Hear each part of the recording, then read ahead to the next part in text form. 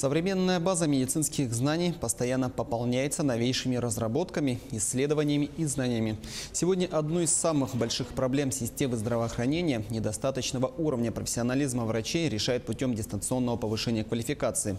Она позволит медикам в режиме онлайн узнавать актуальную информацию и обучаться новому. Занятия ведут высококвалифицированные преподаватели, обладающие серьезными теоретическими знаниями и большим опытом медицинской практики. В Нюрбинском районе в 2017 году начали дистанционно обучать 17 врачей, а с этого года 25 специалистов пройдут обучение дистанционно.